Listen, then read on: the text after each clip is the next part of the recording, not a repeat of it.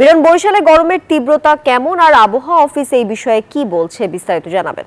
ধন্যবাদ তানিয়া, আপনি ঠিকই বলেছেন যে গত কয়েকদিন ধরে সারা দেশের সঙ্গে বরিশালেও কিন্তু তাপপ্রবাহ বয়ে যাচ্ছে। যদিও তাপমাত্রা কমেছে কিন্তু ভ্যাপসা গরমে জনজীবন অতিষ্ঠ। এবং আমরা যেমনটা লক্ষ্য করছি যে গত মে মাসে যে বরিশাল সর্বোচ্চ তাপমাত্রা 38.3 এখন আজকে সকালে তাপমাত্রা যদিও কমেছে 32.3 ডিগ্রি সেলসিয়াস তাপমাত্রা রেকর্ড করা হয়েছে সকাল 9টায়, কিন্তু গতকালকে ছিল 35.1 ডিগ্রি সেলসিয়াস।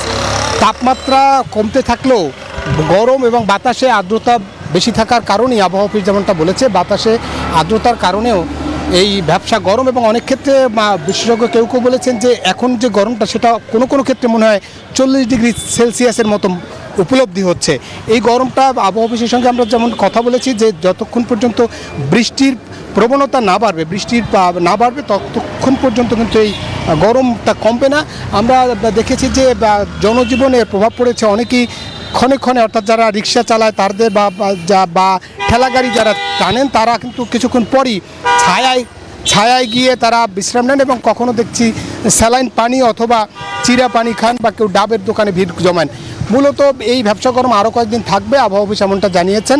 হয়তো বৃষ্টি বাড়লে এই তাপপ্রবাহটা কিছুটা কমবে। এই ছিল বরিশাল থেকে আমার কাছে গরমের তীব্র গরমে অতিষ্ঠ মানুষের সবশেষ তথ্য। যাবো এখান থেকে রাজশাহীতে, সেখানে আছে আমাদের সহকর্মী মতিউর মর্তুজা। রাজশাহীতে গরমে কেমন জনজীবন জানাবেন। বরিশালের মতো রাজশাহীতেও একই অবস্থা। রাজশাহীতে গত 24 ঘন্টায় সর্বোচ্চ তাপমাত্রা ছিল 37 ডিগ্রি সেলসিয়াস, আর আজকে সকাল 10টায় রাজশাহীর তাপমাত্রা ছিল 33.3 ডিগ্রি সেলসিয়াস। তবে যে তাপমাত্রা তার সাথে গরম রাজশাহীতে অনেক বেশি অনুভূত হচ্ছে। আমরা আবহাওয়া অফিসের সঙ্গে কথা বলেছি, তারা বলছেন যে দিনের তাপমাত্রা কমতে পারে এবং রাতের তাপমাত্রা অপরিবর্তিত থাকতে পারে। আগামী কয়েকদিন রাজশাহী বিভাগে মৃদু তাপপ্রবাহ অব্যাহত থাকতে পারে। সেই সাথে রাজশাহী সহ বেশ কিছু জেলায় দমকা হওয়া থেকে মাঝারি বৃষ্টিপাতের সম্ভাবনা রয়েছে এবং বৃষ্টিপাতের পরেই কিন্তু আবহাওয়া স্বাভাবিক হতে পারে বলে কিন্তু আবহাওয়া অফিস জানিয়েছে। আর রাজশাহীতে তাপপ্রবাহের ফলে রাস্তাঘাটে লোকজনের সংখ্যা খুব কম দেখা যাচ্ছে।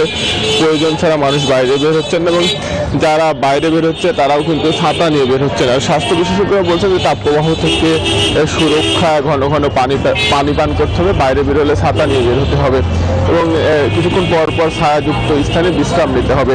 এই ছিল রাজশাহী থেকে সর্বশেষ স্থানীয়। বান্ডেল থাকলে প্রতি সেনমানিতে টাকা বাঁচবে।